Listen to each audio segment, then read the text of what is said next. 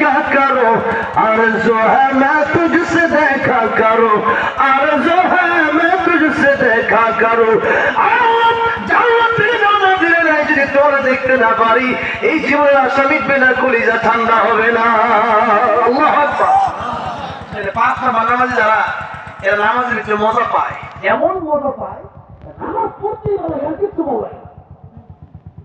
নামাজের সময় হয়ে গেলে প্রকৃত নামাজি যারা, এরা খাইতে ভালো লাগে না, ঘুরতে ভালো লাগে না, ঘুমাইতে ভালো লাগে না, তখন তাদের নামাজ পড়তে দেখতে ভালো লাগে। সুবহানাল্লাহ। এইগুলো পাঁচ নাম্বার নামাজ। তাহলে নামাজ যদি 4 নাম্বার 5 নাম্বার কেউ থাকি, এগুলো 1 নাম্বার নামাজ। যাদের যেই নামাজ এত মজা, যে নামাজ এত মজা, যে নামাজের ভিতরে দাঁড়াই গেলে দুনিয়ার সব কথা বলে আমার আল্লাহর কথা মনে হয়ে যায়, দুনিয়ার সব কথা বলে আমার গুনার কথা বলে আমার চোখ দিয়ে অশ্রু ঝরে। এটা হচ্ছে নামাজ। সেজদা যাওয়ার পরে আমার গুনার কথা মনে হয়ে যায়, জাহান্নামের কথা মনে হয়ে যায়, আল্লাহ এই সেজদা যদি মাফ করে দিই, এরকম মনে হয়, সেটা হলো নামাজ। এই নামাজ আমাদের ভিতরে আজকে আসতেছে না, এই জন্য আমরা গুনাহ থেকে বাঁচতে পারতেছি না। নামাজ কয় প্রকার? নামাজ 5 ওয়াক্ত। নামাজ কয় প্রকার? 5 প্রকার। ফলাফল কয় প্রকার? 5 প্রকার। এটা আবার যদি মন চায় আলোচনা দিতে পারে, জবাব লাইভ টিভি আসতে থেকে শুনে নিন, শুনবো না, শেষ করে ওরা আপনার কোন মিসকিন। 2 নাম্বার কারণ জাহান্নামের উত্তর দিবে যে গরিব মিসকিন যে খাবার দিতাম না, নিজের ঘরে অনেক ছিল কিন্তু গরিবরা চাইলে তাদেরকে দিতাম না। এই হল 2 নাম্বার। 3 নাম্বার, ওকুন্না নাহুযু মা'আল খায়িদিন।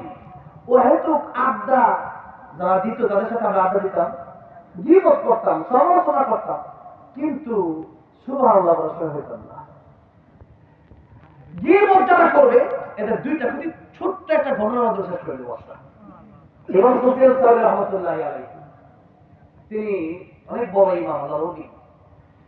তিনি কি তার খাদেমকে দেখুন, খাদেম নিয়ে আসলো, জি হুজুর কিছু টাকা পয়সা তোমার দিলাম হাদিয়া, ওই লোককে দিয়ে আসো যে আমার বিরুদ্ধে গীবত করে।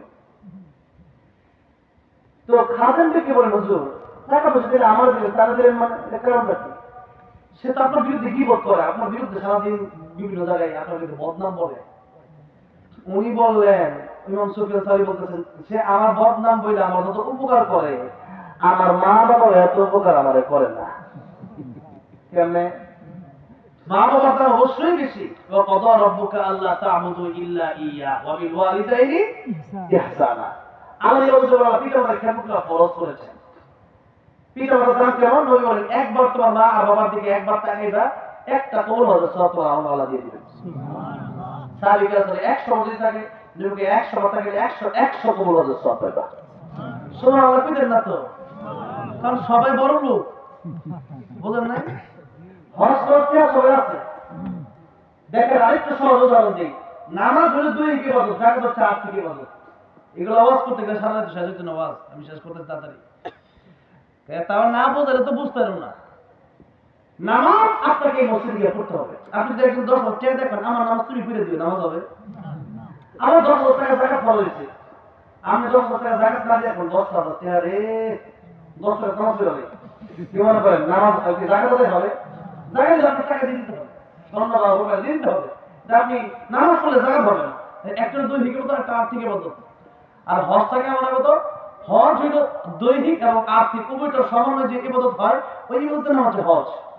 টাকাও থাকতে হবে, অনেক টাকা থাকতে হবে, বড় লোক থাকতে হবে, ধনী থাকতে হবে, আমার শরীর সুস্থ থাকতে হবে, তাহলে টাকা আছে এবং লম্বা জার্নি করে। এখন তো মানে এয়ারপোর্ট থেকে যেতে লাগে 6 ঘন্টা, এখান থেকে যেতে অনেক সময় 8-10 ঘন্টা লাগে, জার্নি কারণে গাজীপুর যাবে চলো, যেরকম ঠিক লাগে ঠিক।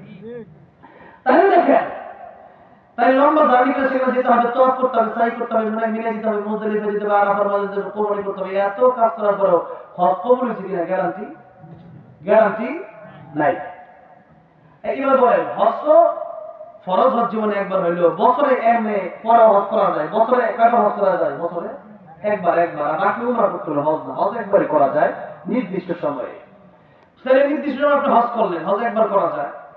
এখন বলেন, হজ করা যায় বছরে একবার, আর দৈনিক মা আর বাবার দিকে কতবার তাকানো যায়?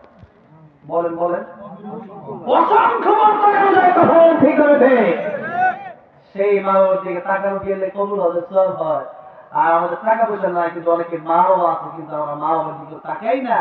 তার মানে বোঝা গেল যে আমরা এই অমূল্য সম্পত্তি গুরুত্ব আমরা দিয়ে অসুবিধা পিতাইলে মা আছে ঘরে, বাবা আছে, তার দিকে তাকে খেয়াল করি না।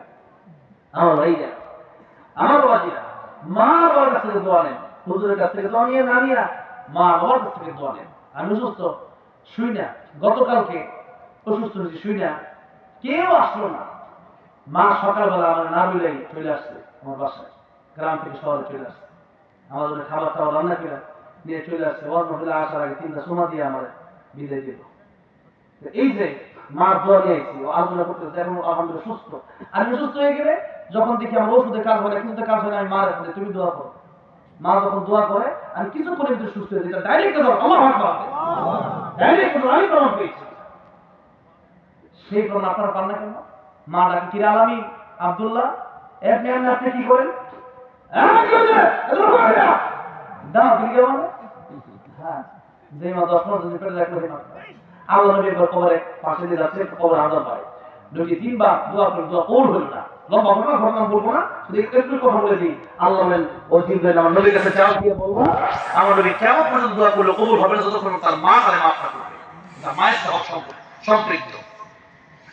আমার নবী তিনবার দোয়া করার পরে কবরে যত্ন করো না, কিন্তু মা যে মুহূর্তে বললো আমি আমার সন্তানের মাফ করে দিলাম, সাথে সাথে আমার নবী তাকে দেখে কবর আযাব মাফ হয়ে গেছে। আল্লাহু আকবার, আল্লাহু আকবার। এই হলো বাবা। আর সেই মা বাবার মূল্য আমরা দিই না। তাহলে মা বাবার মর্যাদা অনেক বেশি। এই মা বাবার সম্পর্কে ওয়াজ আমার অন্য যদি কোনোদিন আসিলে আমাকে বলবেন, যে কোনো বিষয় আমাকে আগে বলে দিলে হবে ইনশাআল্লাহ। আমি অবশ্যই সেই বিষয়ে ওয়াজ করবো ইনশাআল্লাহ। 15 বছর স্টেজে, 5-6 বছর ধরে তো আলোচনা করতেছি, আর স্টেজে 15 বছর ওয়াজ শুনি তো অনেকদিন ধরে। আগে তো খেলা গজল গাইতাম,